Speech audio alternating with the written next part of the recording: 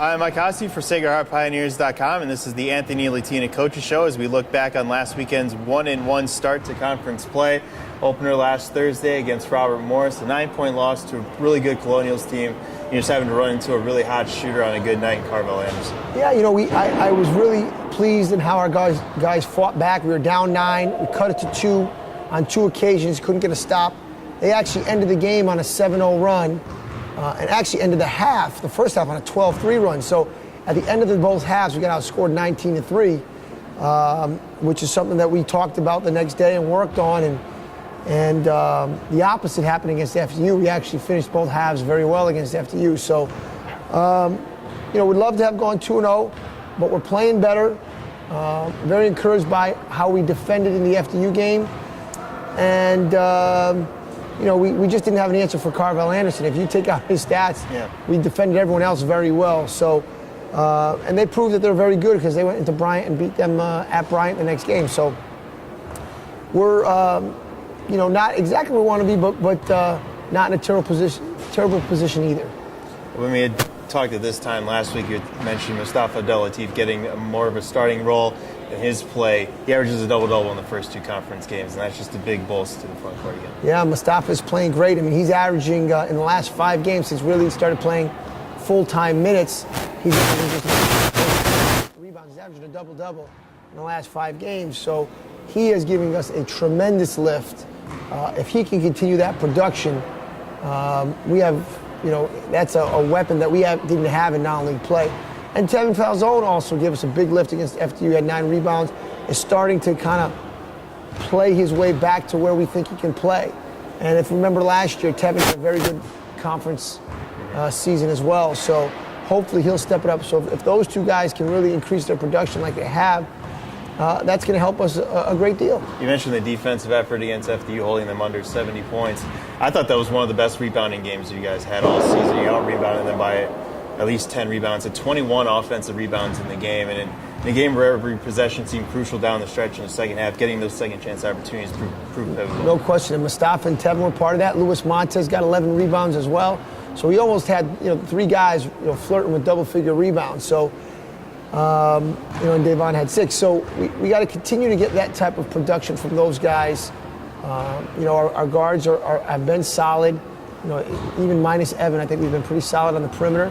And our front court guys are starting to step it up. So, we're very encouraged. We have a very tough road swing coming up at Bryant, at St. Francis, New York, and then the Pennsylvania swing. All tough games. But if we can have some success in those games when we get back home, hopefully that bodes well for us for the rest of conference play. Yeah, Bryant and St. Francis Boog playing this weekend are combined 11-3 at home this season. Bryant has 2 of the top 5 scorers in the league, and the leading scorer in Diami Starks. What does that mean for you guys on tomorrow night? Well, they're a very, very talented team. They're not a deep team, but the guys they play are very good. They put 5 guys in the court that can score, obviously led by Alex Francis and Diami Starks, who are 2, if the season was to end today, they'd both be in the first team all-league, 2 of the top 5 players in the league. So a big-time challenge. Starks on the perimeter and Francis on the inside. So we're going to have to stop them with team defense. If we can control those guys or even keep them to their average or slightly below, I think we'll have a chance to be right in the game at the end.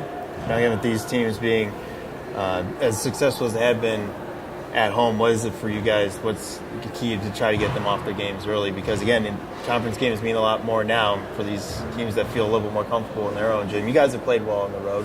What does it take to win these road games? Well, I think playing solidly on the defensive end, especially against Bryant, who's a very offensive team, I think you have to be solid defensively, rebound the ball, and not turn it over.